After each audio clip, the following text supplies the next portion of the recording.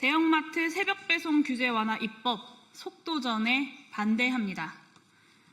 더불어민주당과 정부, 청와대가 대형마트의 온라인 새벽 배송을 허용하는 유통산업발전법 개정을 올 상반기 내 추진하기로 합의한 데에 대해 깊은 우려를 표합니다.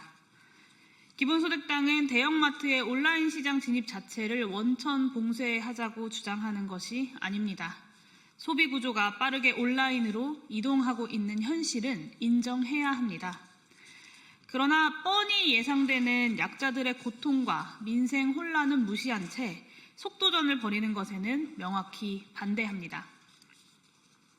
첫째, 쿠팡 견제라는 명분은 이 입법의 근거로 충분하지 않습니다.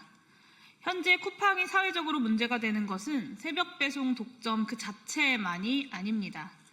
대규모의 개인정보 유출, 자사 브랜드 PB 상품 우대 등 불공정 거래 관행들, 그리고 반복되는 배달 노동자 과로사 사망입니다. 대형마트의 새벽 배송을 허용한다고 해서 쿠팡의 이 문제들이 해결됩니까? 이것은 결코 쿠팡에 대한 직접적인 해법이 될 수 없습니다.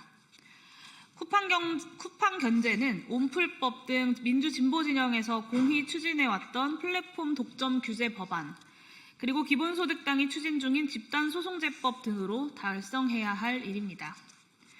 쿠팡의 시장 지배력 남용에 대한 직접적인 규제 없이 대형마트 규제만 풀어주는 것은 빈대 잡겠다고 초가삼간 다 태우는 격이 될 수 있습니다. 둘째, 안전망 없는 규제 완화는 새벽 배송 문제 해결의 근간을 뒤흔들 수 있습니다. 지금 새벽 배송 노동 규제를 둘러싼 사회적 대화 기구가 가동되고 있습니다. 심야 노동시간 상한, 연속 휴식시간 보장, 야간 근로자 건강권 보호 등 핵심 의제들이 논의 테이블에 올라와 있지만 노사 간 이견이 커서 합의에 이르지 못하고 있는 상황입니다. 이런 상황에서 사회적 대화기구의 합의를 기다리지 않고 시장 진입 근거부터 먼저 만들어버리면 어떤 일이 벌어지겠습니까?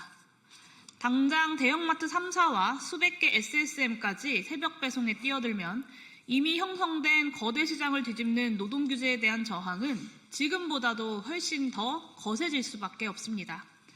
안 그래도 난항을 겪고 있는 사회적 대화 합의 자체가 무력화되는 것입니다. 쿠팡 배송 노동자 고 정슬기 씨의 죽음을 계기로 우리 사회는 새벽 배송이라고 하는 것이 누군가의 잠과 누군가의 건강을 대가로 유지되는 구조다라는 사실을 똑똑히 확인했습니다. 그 교훈이 채 아물기도 전에 새벽 배송 시장을 더 키우겠다라고 하는 것은 또 다른 누군가의 고통을 담보로 삼는 일입니다. 셋째, 소상공인 자영업자에 대한 면밀한 상생 방안이 선행되어야 합니다. 온라인 시장에서 소상공인은 대형마트의 단순한 경쟁자가 아니라 납품업체이자 입점 판매자이기도 합니다. 그러나 동네 슈퍼마켓과 소규모 식료품점에게는 쿠팡에 이어 대형마트까지 새벽 배송에 나서는 것이 이중의 압박이 되는 것도 분명한 사실입니다. 정부가 약속하는 상생 방안이 구체적인 제도로 마련되기 전에 규제부터 풀면 그 피해는 고스란히 가장 약한 고리에 전가됩니다. 그 상생 방안이 충분한지도 현재로서는 불분명합니다. 검증이 필요합니다. 지금처럼 속도전에 매몰될 것이 아니라 섬세한 개혁의 경로를 선택해 나아가야 합니다. 택배 분야 사회적 대화기구에서 새벽 배송 노동 규제에 대한 합의가 이루어지기 전까지 유통산업발전법 개정 입법 추진을 중단해야 한다라고 강조합니다. 골목 상권에서 생활 서비스를 담당하는 소상공인과 자영업자와의 상생 방안도 조속하게 제안되어야 합니다. 위 조건들이 충족되지 못한다면 기본소득당은 이번 당정청의 유통산업발전법 개정안 추진에 결코 동의할 수 없음을 밝힙니다.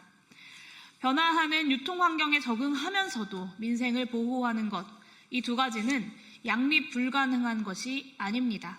순서와 조건을 갖춰서 추진하면 충분히 가능합니다.